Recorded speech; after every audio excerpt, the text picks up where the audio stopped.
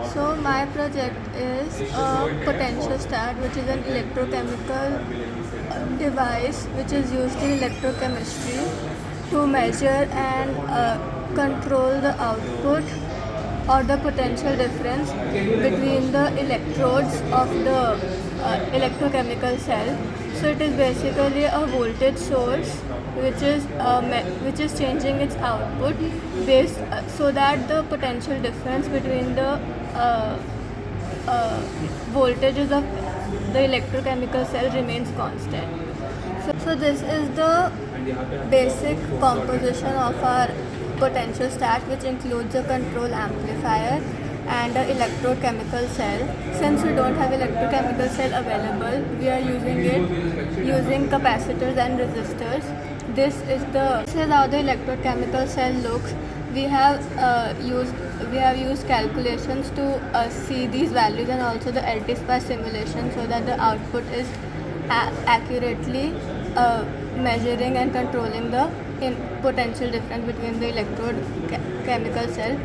These have three electrodes: counter cell, which counter electrode which comes from the control amplifier, which controls the potential difference. The reference cell in our topology gives out the potential difference, which should replicate the input signal accurately, and the working electrode which goes into a trans impedance amplifier which we have attached to the electrochemical cell to give out to measure the small currents which get passed through the electrochemical cell. Now this is the circuitry of our potentiostat. This is the input, which we have given a square wave right now. Then this will be the output of the control amplifier.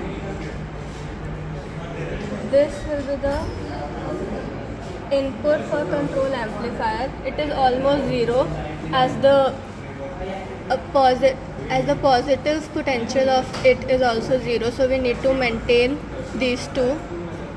So this will also come out to be zero, but since these two need to be equal, that means this will come out to be on the same potential as the input signal, but it has a reverse topology because it is a negative input based amplifier. This is all the electrochemical cell. These are the resistors and capacitors used. So this is the output of the reference electrode. As we have mentioned that this output needs to accurately follow the input. This follows the input signal, but is at a 180-degree shift, or basically reversed, because of the negative feedback we are giving into the control signal. This is we are also using a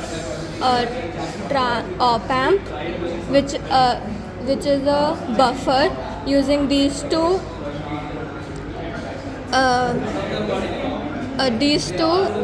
BJTs, which are called TIP 31C and TIP 32C. These basically act as a buffer, but due to the project requirements, we have used instead of just using an op amp, we have used BJTs to give out a buffer. This is the trans impedance amplifier, which we have used to measure the small current. It has a magnitude of 400 millivolt according to our LT-SPAS simulations.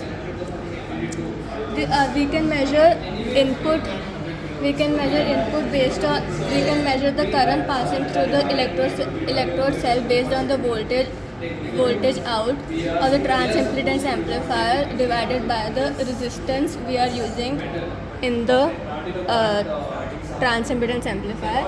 So this whole circuit is our potentiostat, which follows the input but just in reverse direction.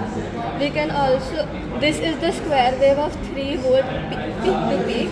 We can change these based if we can add ramp, and this will also follow just with negative.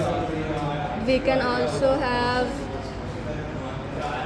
pulse, and this will also have the same simulations. This also has some reach time there, like if I change it back to square wave and cursor.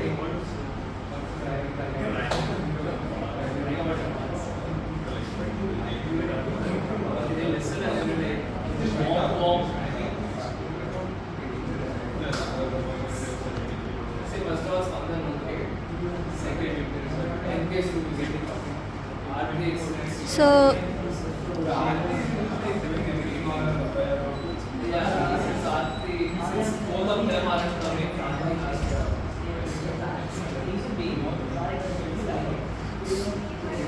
So this is taking a total of 36 microseconds to reach a negative potential from the positive potential.